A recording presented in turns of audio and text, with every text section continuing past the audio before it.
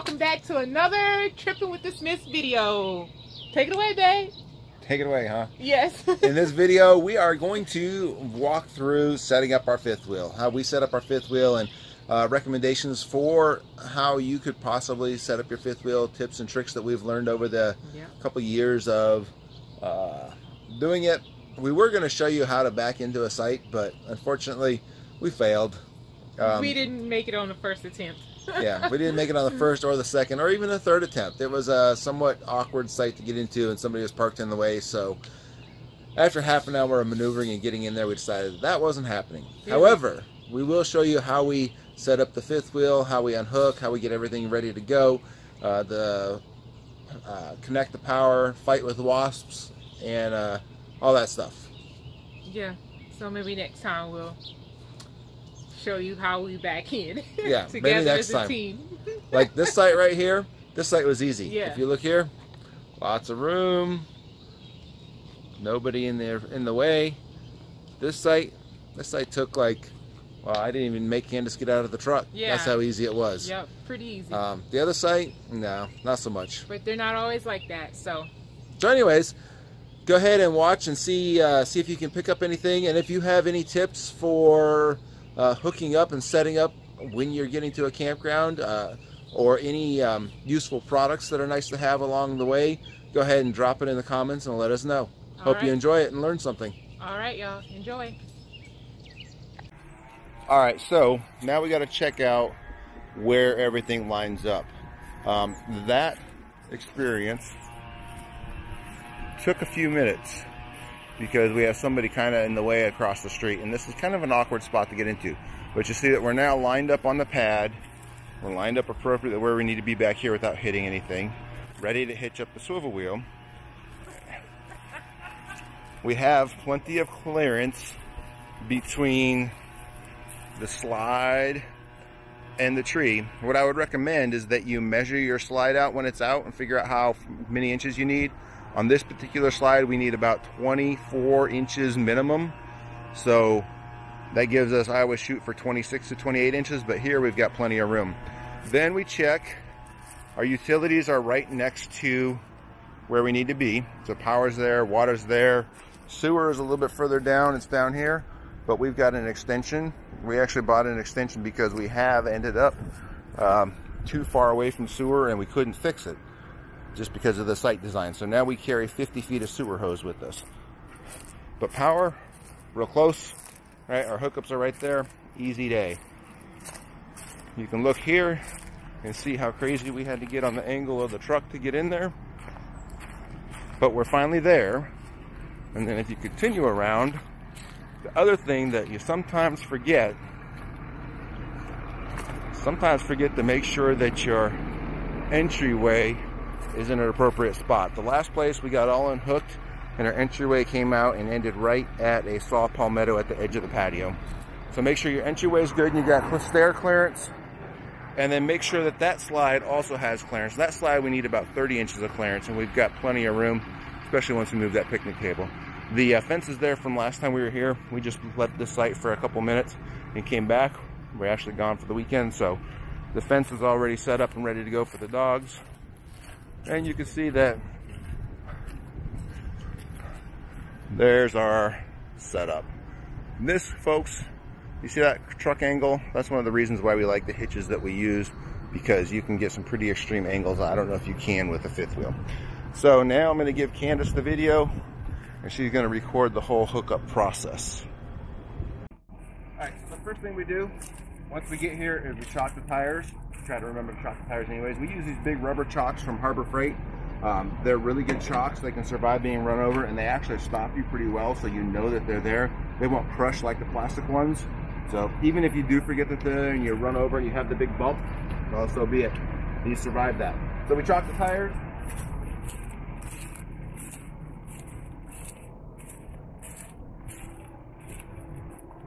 I chalk both directions just in case. And then we're going to go over here and disconnect the trailer from the truck. And before I do that, I'm going to throw my blocks out. I don't want to strap them down, but we have blocks that we use for leveling. The reason that we use blocks is because we want to minimize the amount of extension on the jacks so that it minimizes the amount of wobble that we have. The longer the jacks are, the more wobble you'll have. In fact, we oftentimes manually level as well because I can get less height manually leveling than using the auto level. The auto level seems to want to raise all the time. So we put some blocks out to do that, and also just in case you're on asphalt in real high heat, if you're on asphalt, a lot of places want you to put blocks out so that your pads don't drive into the ground, especially if you're heavier. We're kind of heavy. So I'm going to put these out.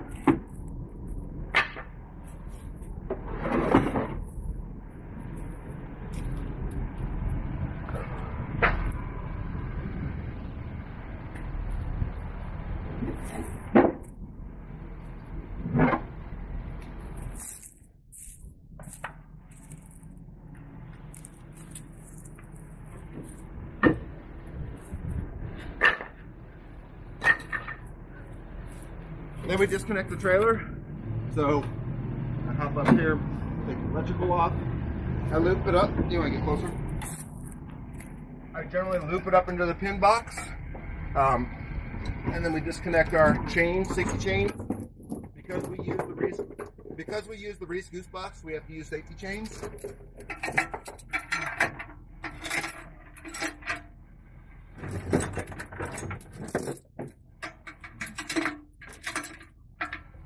And then we disconnect the brake. Pull the brake off.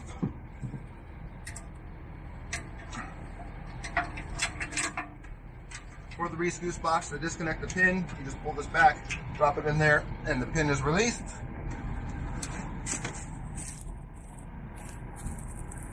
And we run our front jacks down.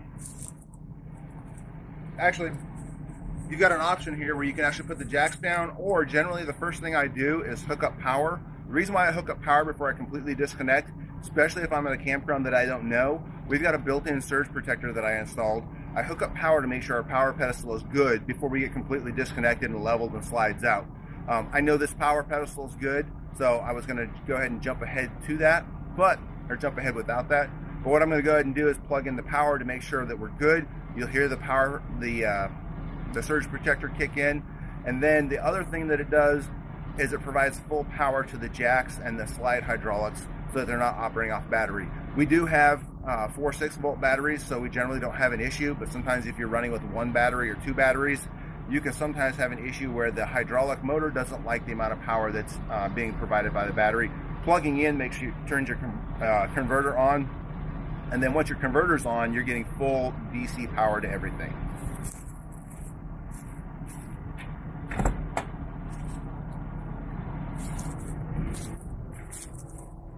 When you're plugging in, a good rule of thumb with electricity is you plug in to the appliance first and then to the power outlet. That way you make sure that you're not handling live voltage in your hand.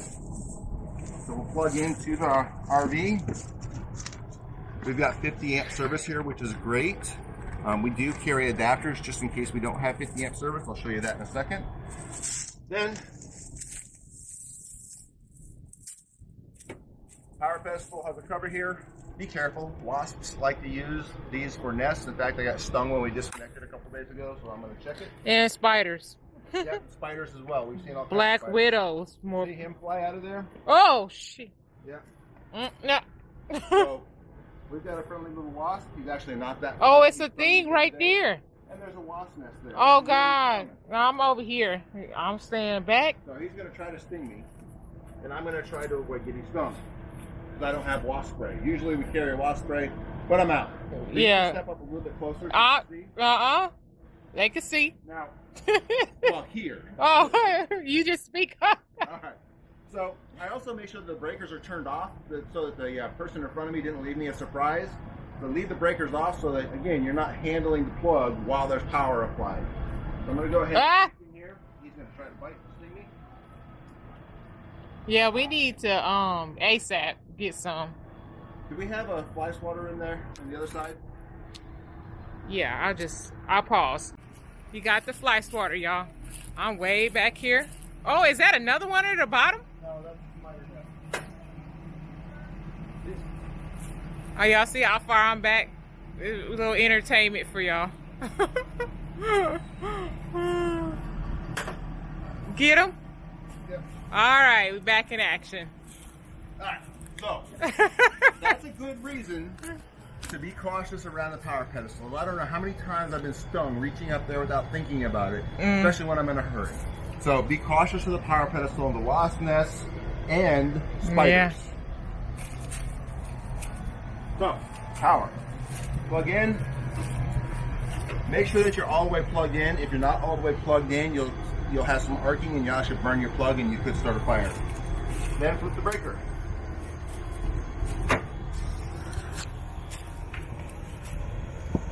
I wait about 5 seconds till I can hear the surge protector click over. You probably won't hear it on the video, and I may not hear it because I'm talking. There it goes. I just heard it. So we hear the surge protector kick over. That means that we don't have any issues and we can proceed with our setup. So, off we go.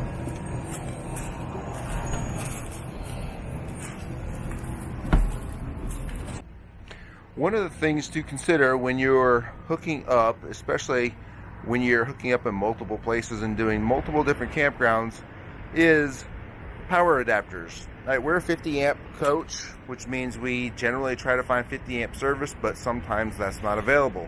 So we've got multiple adapters available for us. We carry a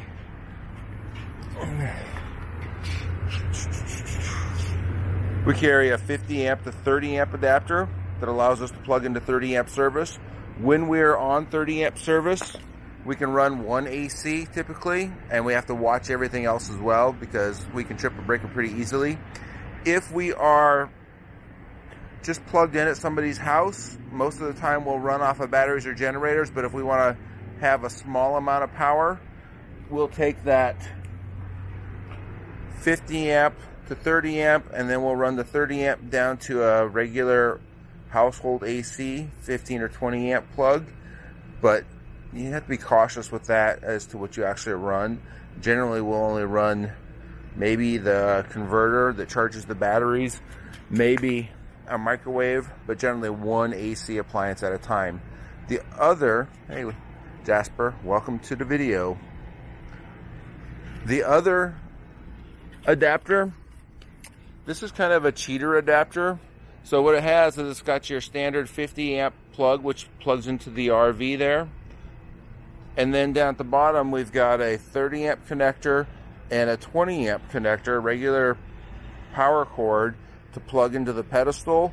What that does is it combines the 30 amp and 20 amp plugins that are typically on a pedestal and gives you, I would say, 30 amp plus. It doesn't give you true 50 amp service, but it gives you 30 amp plus, so you can sometimes run 2 ACs off of it depending on the quality of the power pedestal. But what it allows you to do is run AC and toaster and microwave and that kind of stuff.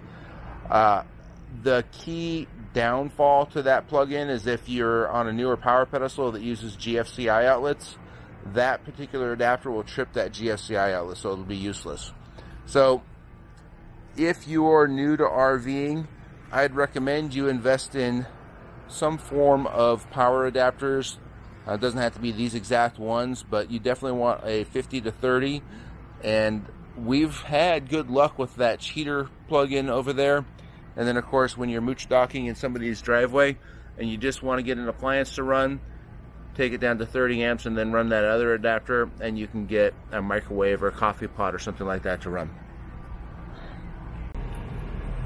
The first thing we're going to do is run down our front landing jacks.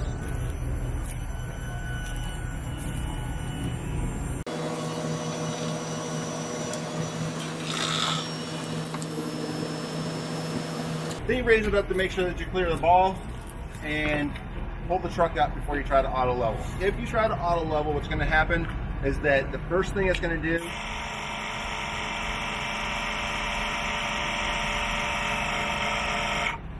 airbag for the hitch. I've got a wireless compressor connected to it so I don't have to manually do anything.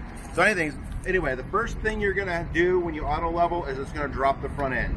If you're still underneath the pin box, it's going to drop it on your truck. So I'm going to pull the truck out of the way.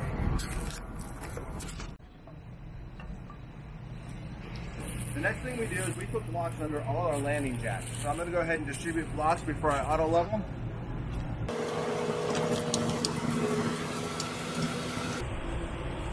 The reason why I use the split blocks underneath the big block on the back is because it provides a bigger footprint and also gives us a little bit more ability to deal with unlevel sites when we're in gravel and sand.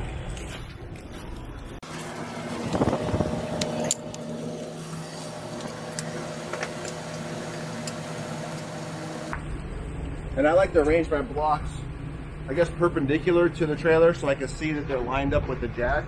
Otherwise, sometimes you get them misaligned and you got to watch it while the jacks are deploying. So now we'll go ahead and do the auto level.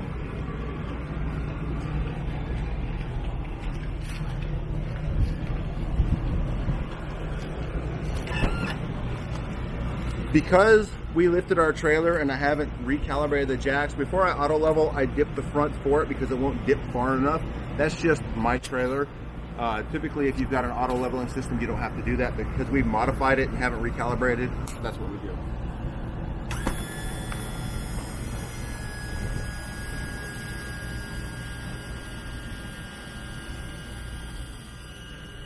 I usually lower it pretty low because, again, auto level, its answer to any unlevel situation is to raise.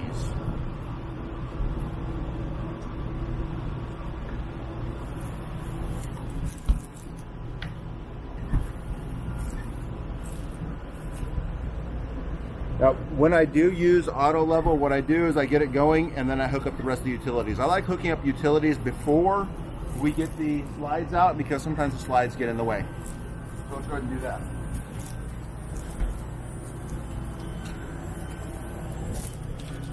I carry a brass Y so that I can hook up more than one hose. Recommend it. We also, we'll show you here in a minute, we keep our water pressure regulator in the utility compartment now because we've left 2 or 3 of them behind. So always a good thing to do.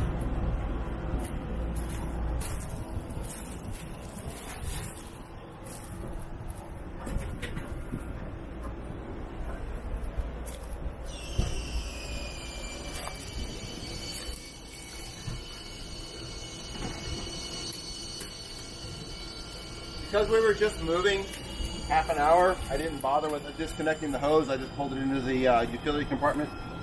Go ahead and run it out.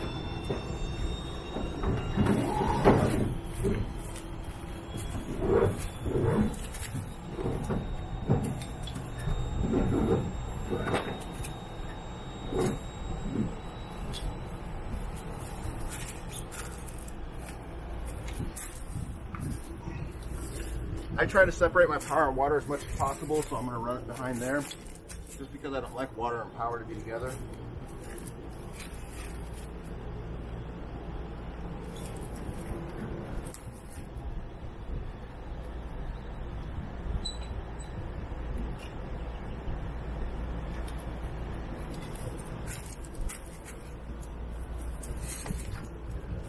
So, you turn your water on, and I'm kind of looking at the situation. I'm going to have to cross my sewer and water, which I also don't like doing, so probably going to rearrange that. Let's go rearrange that.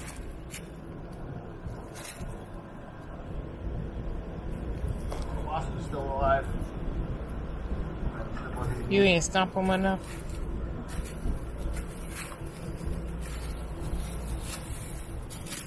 Power.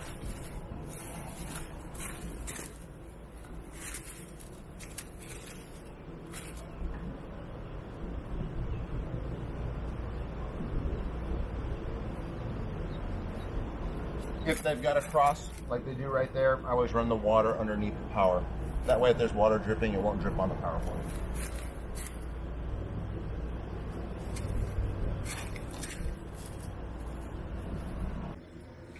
In our wet bay, where we have our hookups, you'll see that I bring the hose in and I connect it to a water pressure regulator. And the reason why I've put it in my wet bay is because I've left a couple of these behind.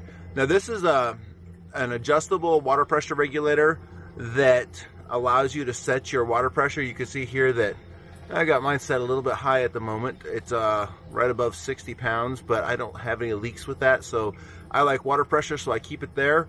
Depending on your water system, you may want to run it a little bit lower. What I have decided is I hate the cheap flow-through water pressure regulators that Walmart sells. In fact, I've got one here. 1 second. Let me grab one. So just for reference, that water pressure regulator there is the basic one that everybody buys at Walmart or at their camping supply store. That's more of a water pressure restrictor. You can look here and see that it really controls the flow by restricting the water flow. So not only do you get low pressure, you get low water flow, which is why I don't like it. If you spend a little bit more money and go to Amazon, you can have these from $20 to $30 and they provide better flow. Alternatively, there's a couple of specialty stores online. You can go and spend $80 to $150 on them and get a supposedly better quality one. And I'll give them that you know, they might be better quality. But with the frequency of leaving these behind, which is why mine's moved into the wet bay, I'm not recommending spending in the neighborhood of $100. Stuff like this just gets left behind at times. Or it can fall victim to what this one fell to, right? That's a nice one that I bought at a regular household plumbing supply store, and it cost about $50 or $60. And then I left it outside on a night that it froze, and I didn't pay attention to the fact that the temperature was going to drop into freezing range, and because it froze, it no longer works. But I keep it around because I've got the fittings there for later on.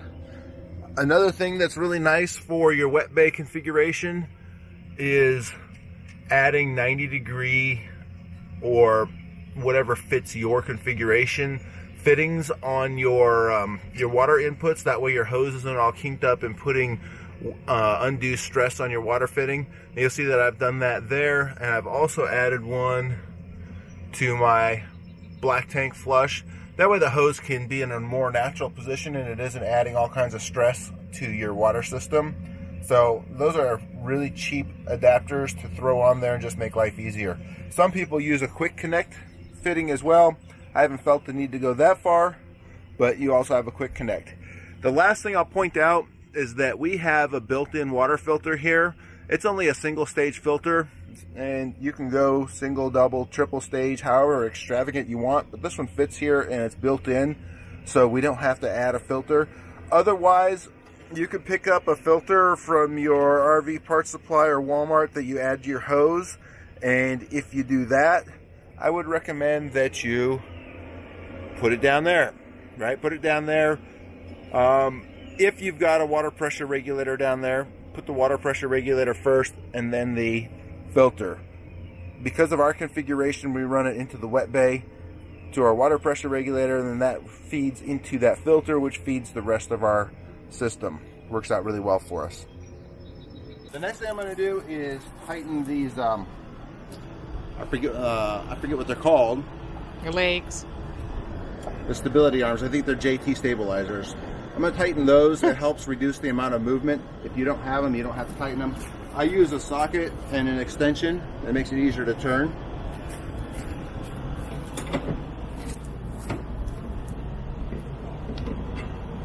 If staying... Is it still recording? Yep. If staying overnight or just for a couple days, I don't bother tightening these, but we're staying here for a week, so I'm going to go ahead and tighten them up.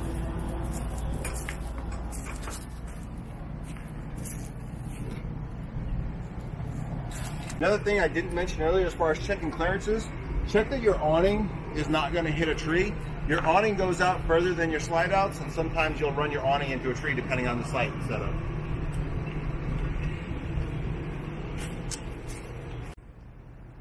Next, we have the most fun part of RVing is looking at the sewer.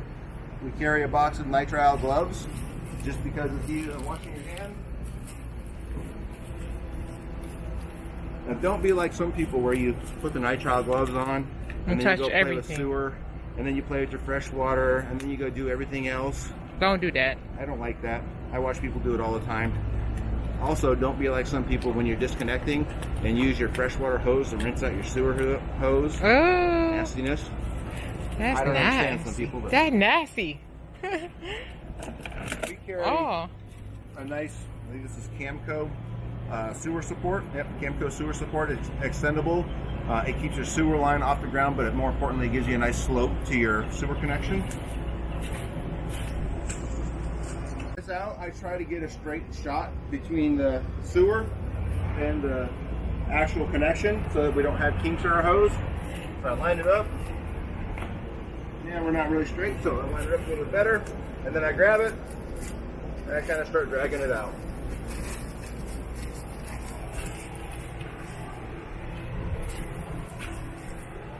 You can see how not straight that was. So if that happens to me, I try to get it back straight. And now we're gonna do the sewer connections.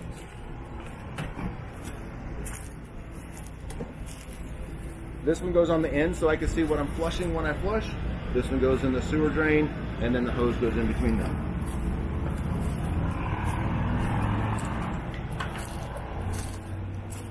We have an external valve. If you do this for much time, you'll find out that you always get half a cup, quarter cup, or something that leaks on a long day's drive because of the flexing. So we put the external valve there so we don't get a bath when we arrive.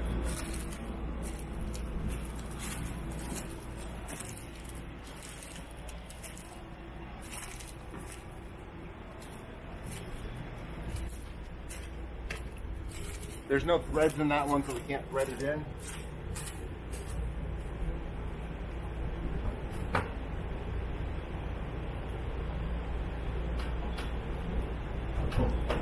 I think 30 feet will get us there. We'll see. I connect my sewer hoses. I don't rinse them out because, I don't know, I just don't rinse them out. I just connect them, drain them and connect them. That way I don't have any leaks.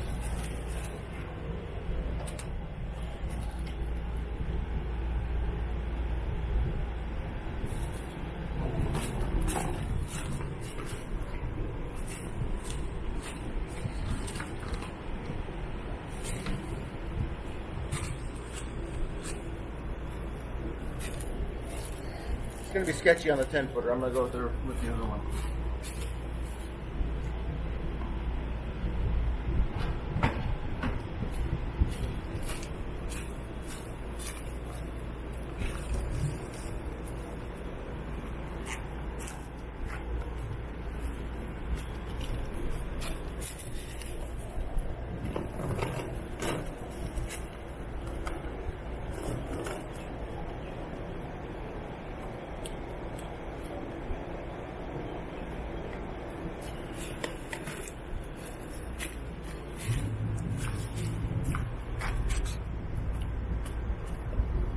So again, I try to keep it in as straight of a line as possible, and I try to minimize the amount of hose that's extended and unextended, extended and unextended.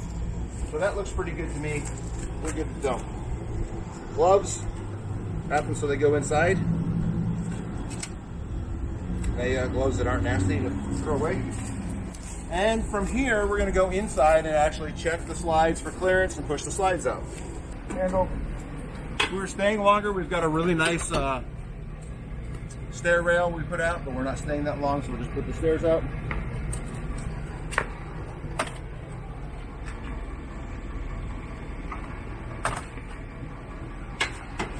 These torqueless stairs are pretty adjustable, so they're really nice and they're stable.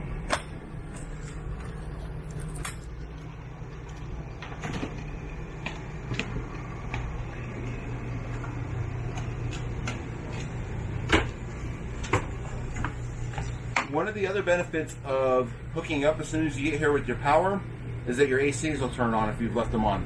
So our AC is running and it's actually cool in here.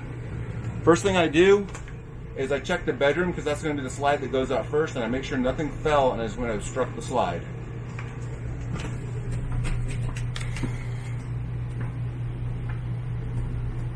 Looks good. And then I'm going to put the slides out. I also take a quick glance and back, but I'm going to put the slides out, and then I'll let the two front slides go out a little ways so I can walk back there, and I'll double check back there. I used to not really pay attention to the front of the slides because you take it for granted, but I did break a window because something swung against the slides, so now I also look at the front to make sure there's nothing in the way.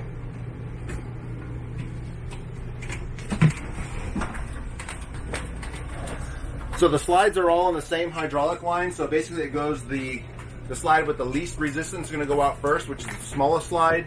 And then typically it's going to be this slide because it's not that heavy. And I let it get about that far, and then I go check.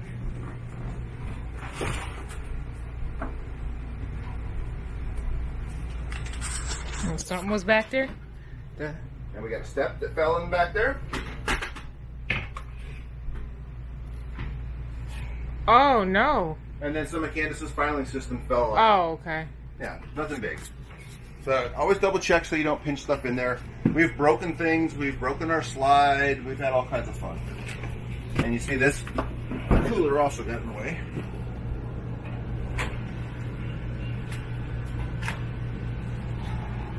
So this is the next easiest slide to go out, that's why it goes out. So this slide will go out. Drop into place, and we're good. I hate those sounds. Wonderful, isn't it? Oh, everything looks good. Yep, the desks rearranged a little bit. They're not bolted down, so we'll move them a little bit. And then we should be good.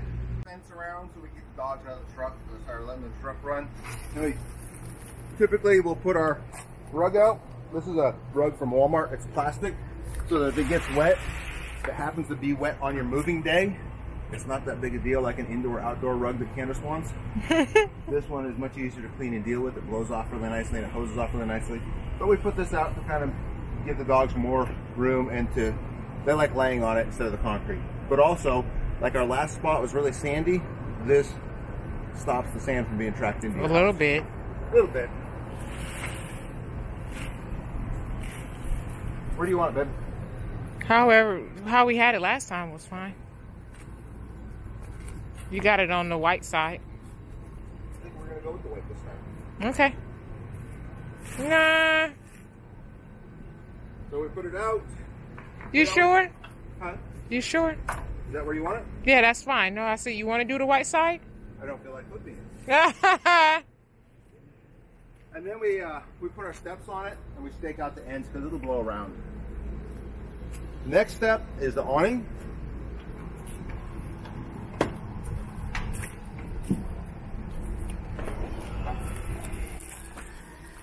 Jasper hates the sound, so he's gonna come inside. Jasper's kind of special. We put our awning out. We have added awning poles so we can stake it down so that we can survive wind. Yeah, we did a video on it, so we'll link it in the comments. Yeah, we'll link the video to the awning pole install. But these allow us to keep our awning out when it's windy.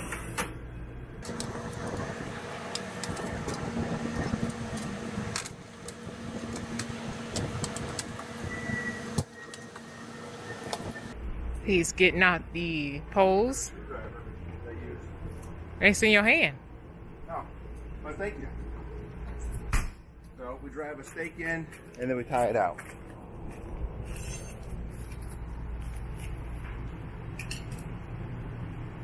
I use either a hammer works really good, or a screwdriver to drive these in because they're difficult to turn. The other part of tying these down is to actually tie them down. So the awning adapters, the pole adapters have a hook spot in it. So we take and connect these.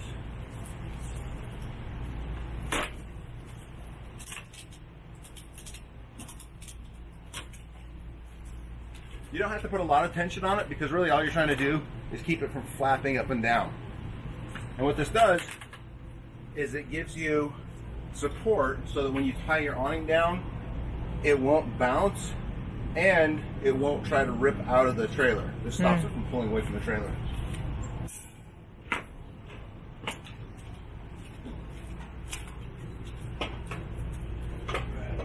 It's a hot one today.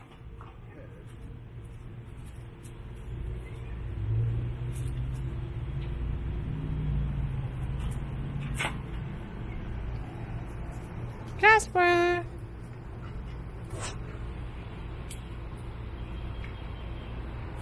And Cam sunbathing. And now our awning can survive most wind. Yep.